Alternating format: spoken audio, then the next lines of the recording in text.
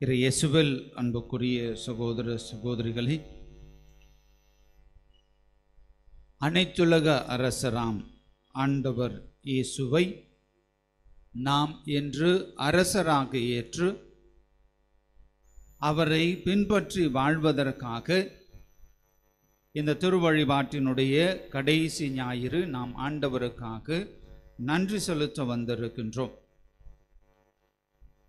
கிறிஸ்துவை அரசராக ஏற்று இத்திருப்பலியிலே நாம் பங்கேற்க வந்திருக்கின்றோம் என்றால் இறைவன் நமக்கு ஒரு சில சவால்களை விடுக்கின்றார்.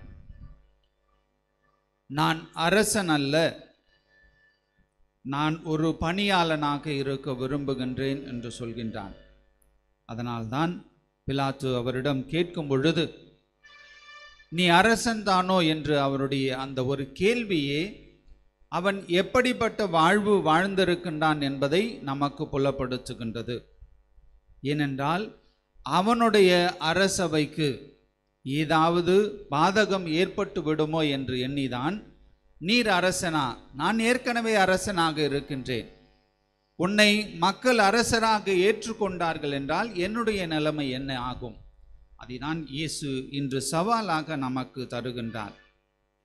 இந்த விழாவை திருத்தந்தை 1925 இந்த விழாவை ஏற்படுத்துவதற்கான காரணம் என்னவென்றால், உலகம் முழுவதுமே நாடுகளுக்கிடையான போர்கள் மூண்டன.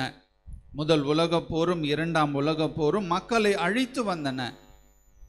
ஒருவர் மற்றவரை பாதுகாக்க வேண்டும் என்பதற்காக மக்களை அழித்தார்கள், நகரங்களை அழித்தார்கள், நாடுகளை அழித்தார்கள். ஆனால் இந்த தருணத்திலே தான் திருச்சபையானது இறைவன் இயேசுவை நாம் அரசராக ஏற்றுக்கொள்ள வேண்டும் என்று நமக்கு இந்த விழாவை தந்தது. இந்த விழாவை நம்முடைய உள்ளத்திலும், நம்முடைய இல்லத்திலும், நம்முடைய திருச்சபையிலும், சமூகத்திலும் முழுமையாக ஏற்று வாழ்கின்றோமா? கிறிஸ்து அரசர் என்றால் நம்முடைய வாழ்வு எப்படி இருக்க வேண்டும்? இந்த கிறிஸ்துவை நாம் அரசராக ஏற்றுக்கொண்டு இத்தனை ஆண்டுகளாக நம்முடைய குழந்தை பருவம் முதல் நாம் வாழ்ந்திருக்கின்றோம் என்றால் என்னுடைய வாழ்வு எப்படிப்பட்ட வாழ்வாக இருக்க வேண்டும்?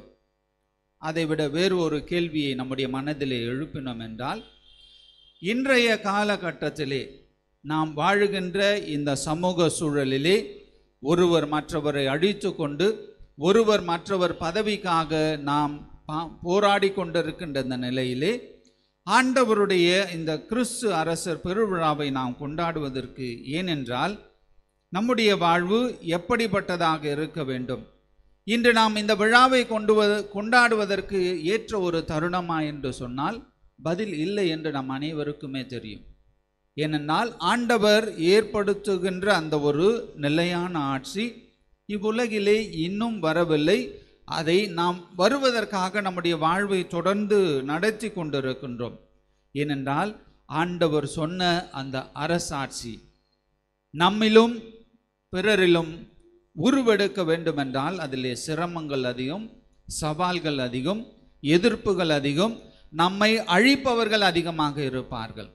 இன்றைய காலகட்டத்திலே தான் நாம் இதை பார்க்கின்றோம். இயேசு இன்றைய அரசியல்வாதிகளைப் போல இருந்திருந்தால் பிலாத்துவின் ஆட்சிக்கும் பதவிக்கும் ஆபத்து வந்திருக்கும். அதனால்தான் என்னுடைய அரசாட்சி இவ்வுலக அரசாட்சி போன்றது அல்ல. நான் இவ்வுலகிலே ஆள வேண்டும் என்று எனக்கு ஒரு நிபந்தனை கிடையாது. நான் அரசராக இவ்வுலகிற்கு என் தந்தை என்னை அனுப்பவில்லை, மாறாக உங்கள் அனைவரையும் மீட்டு கொள்வதற்காக நான் வந்தேன். அதனால்தான் இறைவனுடைய அந்த அன்பு பணியை நாம் ஏற்றுக்கொள்ளும் பொழுது ஒவ்வொரு வீட்டிலும் சரி, ஒவ்வொரு சமூகத்திலும், ஏன் பங்கிலும் திருச்சபையிலும் கூட இந்த பதவிக்காக அலைகின்றவர்கள் ஏராளம். அந்த பதவி நமக்கு கிடைக்கும் பொழுது அதை நாம் பணிவிடையாக நாம் செய்தோம் என்றால் நாம் ஆண்டவருடைய அரசிலே இணைந்திருக்கின்றோம். இந்த பதவி எனக்கு கிடைத்ததனால் நான் பலவற்றை எனக்காக சம்பாதிக்கப் போகின்றேன் என்று நாம் நினைத்தால் நாமும் ஒரு பிலாத்துவாக தான் இன்றும் வாழ்ந்து கொண்டிருக்கின்றோம். ஏனென்றால் என்னுடைய பதவிக்கு ஆபத்து வந்துவிடுமோ, நான் வகிக்கின்ற இந்த பதவிக்கு யாராவது எதிராக நமக்கு இருப்பார்களா, அல்லது எனக்கு போட்டியாக யாராவது வருவார்களா என்ற ஒரு நிலையிலே தான் நாம் சிந்தித்து கொண்டிருப்போம்.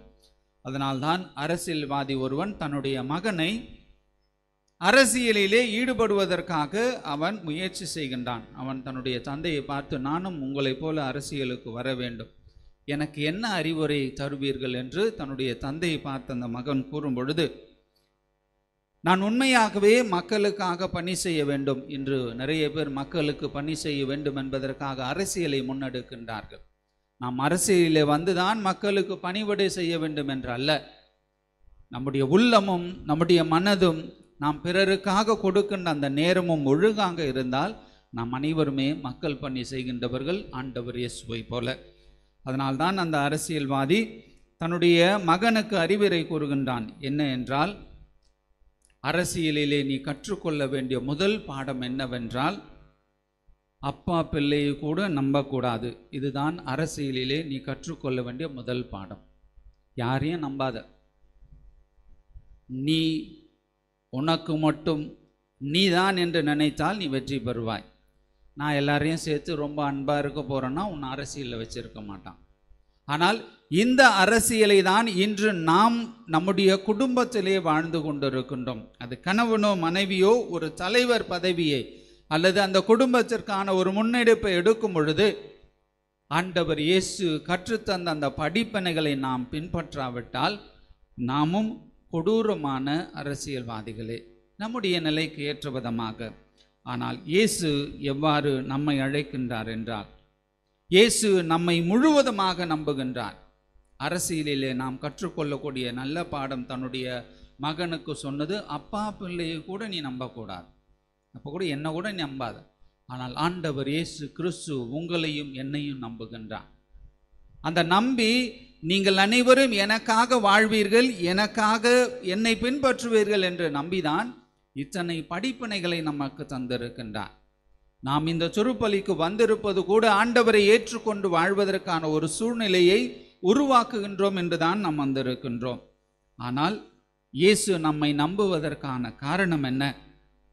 அரசராட்சி அழிந்து விட்டது, இப்பொழுது மக்களாட்சி தொடர்கின்றது.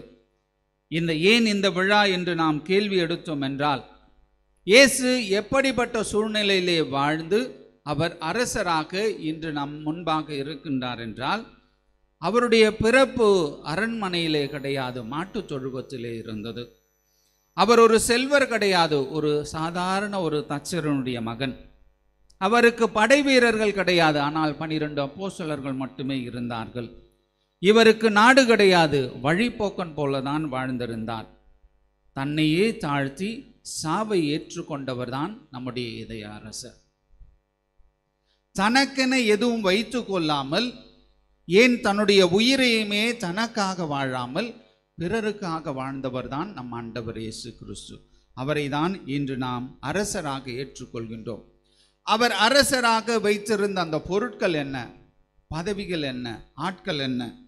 சிலுவைதான் அவருக்கு செங்கோலாக இருந்தது, முள்முடிதான் அவருக்கு மகுடமாக இருந்தது.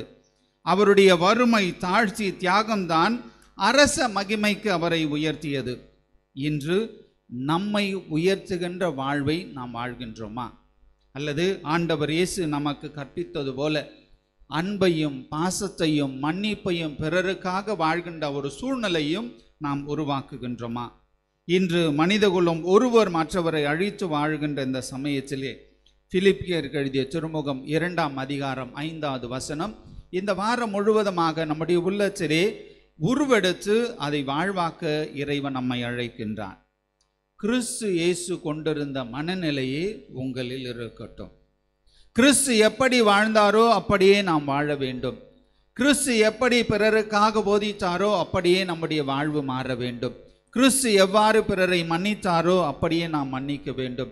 கிறிஸ்து எவ்வாறு தன்னிடம் உள்ளதை பிறரோடு பகிர்ந்து கொண்டாரோ அந்த பகிர்ந்து கொள்கின்ற மனப்பான்மையை நாம் வர வேண்டும் என்றால் பிலிப்பியருக்கு எழுதிய திருமுகம் 2ஆம் அதிகாரம் 5வது வசனம், கிறிஸ்து கொண்டிருந்த மனநிலையே உங்களில் இருக்கட்டும். நம்முடைய மனநிலை எப்படிப்பட்டதாக இருக்கின்றது? ஆண்டவருடைய இந்த அரசராக ஏற்றுக்கொண்டு வாழ்கின்ற நாம் நம்முடைய வாழ்விலே வாழ்வதற்கான ஒரு நல்ல உதாரணங்களை நாம் பார்க்க முடிகின்றது. நாடாளுமன்ற உறுப்பினர் சைலேந்திர மெகந்தா, முன்னாள் பிரதமர் நரசிம்மராவ் ஆட்சியில் இருக்கும் பொழுது அவர் முக்கியமான சாட்சியாக அவர் சொல்லும் பொழுது, யோவான் 8:31-32 வசனத்திலே உண்மை உங்களுக்கு விடுதலை தரும். இதைதான் ஆண்டவர் இயேசு சொல்கின்றார். உண்மையாக வாழுங்கள். உண்மை உங்களுக்கு கசப்பையும் பலவிதமான துன்பங்களையும் தந்தால் மகிழ்ந்திருங்கள். உண்மை உங்களுக்கு வாழ்வளிக்கும். அதை தான் அன்னை தெரேசா அவருடைய கன்னியர்கள் தங்களுடைய வாழ்விலே அவருடைய நோக்கம் துன்பப்படுகின்ற இயேசு கிறிஸ்து தான் அவர்கள் முதுகெலும்பு. அதனால்தான் ஒவ்வொரு நாளும் 1 மணி நேரம் அந்த திவ்ய நற்கண்ணைக்கு முன்பாக அவர்கள் ஆராதனையிலே ஆண்டவர் இயேசு பாடுபட்ட அந்த ஒரு நிகழ்வை என்றென்றுமே நினைவு கூறுகின்றார்கள். ஏனென்றால் துன்பப்படுகின்ற ஆண்டவர் இயேசுவை அவர்கள் நினைவு கூறுகின்றார்கள். இந்த நோயாளிகள், இந்த வேதனைகள், அந்த சிலுவையினுடைய தாக்கத்திற்காக அவர்கள் மரித்து ஏழையின் மத்தியிலே ஏழையாய் ஆண்டவர் வாழ்ந்தது போல இவர்களும் வாழ்ந்து வருகின்றார்கள்.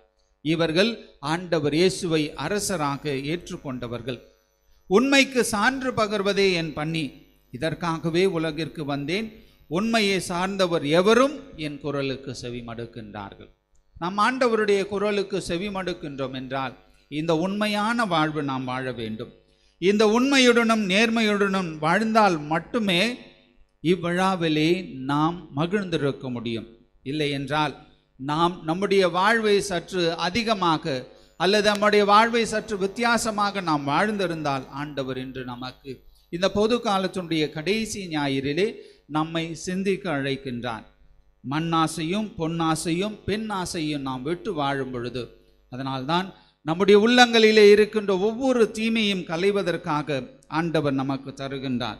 உரோமையருக்கு எழுதிய திருமுகம் 14:17 நாம் வாசிக்கும் பொழுது, தூய ஆவியினுடைய ஆளுமையை நாம் பெற்றுக்கொள்ள வேண்டும். நீதி, அமைதி, மகிழ்ச்சி நம்முடைய உள்ளங்களிலே நிறைந்திருந்தால் நாம் ஆண்டவருக்கான அந்த வாழ்வை நம்மால் வாழ முடியும் என்று சொல்கின்றார்.